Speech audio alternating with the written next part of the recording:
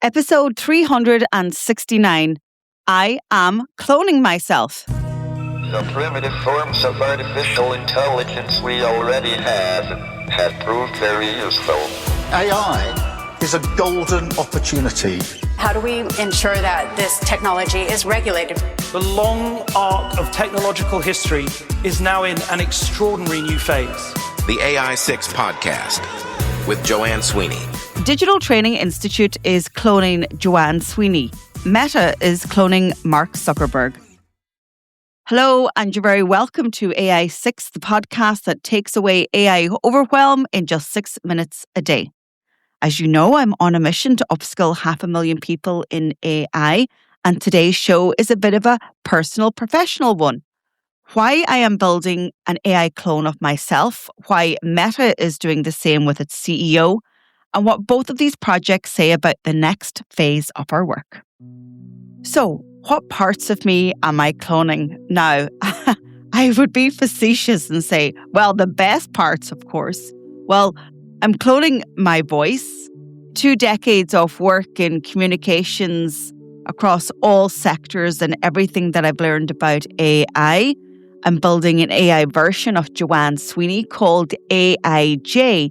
I'm also building my second brain that I've called Voice Studio.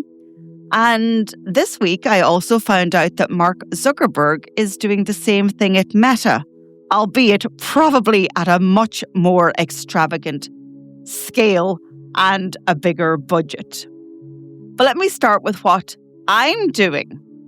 So I'm building 3 things in parallel. And of course, as I build, I learn, and I'll pivot and I'll iterate.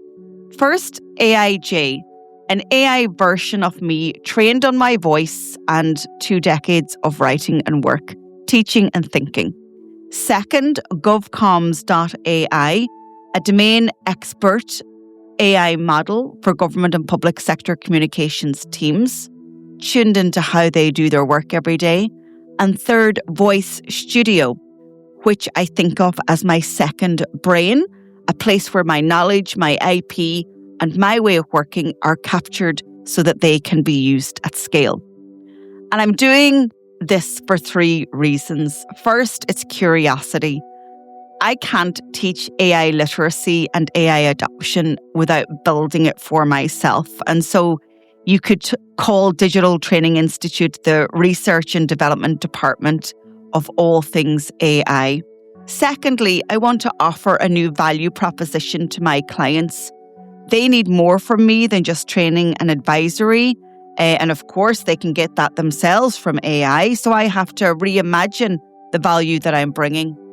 And third, they need a structured AI model that understands their context.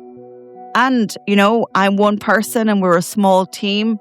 And my diary is one diary. And if I want to expand my impact, which I absolutely do in the public interest, then I want to scale my capability. And that could be, of course, expanding my team, other offices, but that's not really an ambition or a goal of mine. I enjoy the doing of my work and I enjoy having a work-life balance, and that's really important to me. So that's what I'm doing and why I'm doing it. And this is also the problem that Mark Zuckerberg is trying to solve at Meta. It's a different scale, but it's the same intention. So the Financial Times broke the story earlier this month, citing 4 people familiar with the project inside Meta. Its newly formed Super Intelligence Labs. Engineers are training a photorealistic AI-powered 3D version of Mark Zuckerberg that can hold real-time conversations. I told you it would be more elaborate than mine. It's trained on his mannerisms, his tone of voice, his publicly available statements, and crucially, his current strategic thinking on where Meta is going. According to the Financial Times, Zuckerberg is personally involved in training and testing the avatar. He is reportedly spending 5 to 10 hours a week coding on AI projects. One source said the goal is for employees to feel, in their words, more connected to the founder through interactions with it.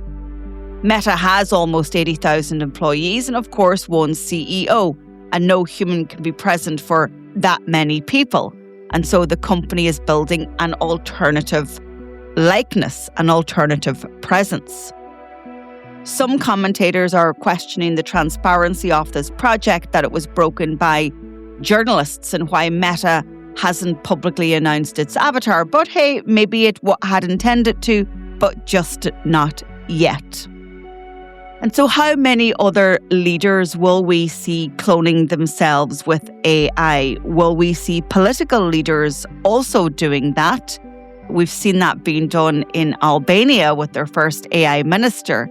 I don't believe that we are close to doing that in a European context. But of course, we can and do have the ability to clone. But of course, you're stepping into ethical considerations. For me, I can make that decision because it's about me and I. And obviously, I will let my clients and my audiences know when they are speaking to AIJ and when they're speaking to Joanne. So we've got a chat bot on our website, publicsectormarketingpros.com. And when you open it, there's a welcome message that says, "Hey, I'm AIJ. I'm Joanne's virtual assistant. How can I help you?" So while she is trained on the knowledge of the website, it's not me there in real time. It's my assistant. But I am looking at the analytics behind the scenes. I'm looking at the dashboard with the questions, the interactions, and what people are looking for. And then I will update the chat bot accordingly.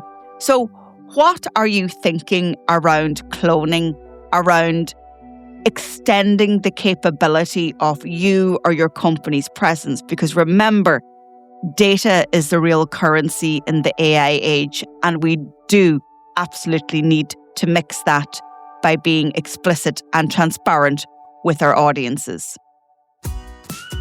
That's it for today's show. If you're ready to turn these insights into skills, here's how I can help. Get your copy of my book, AI Playbook, on Amazon. It's the perfect companion to the show. For weekly AI strategy, subscribe to my newsletter, Human in the Loop, on LinkedIn. Or if you want to take the next big step, you can take our CPD accredited professional diploma in AI. Maybe you need something more tailored for your organization. You can book a call in my calendar at digitaltraining.ie. Or if you work in government or public sector, go over to publicsectormarketingpros.com. If you found this episode useful, please share it with a pro that you know. And I'd love to read your comments on Spotify. And if you can, take a second to like, rate, or subscribe wherever you listen. It really helps the show. This is AI6. I'll talk to you on the next episode.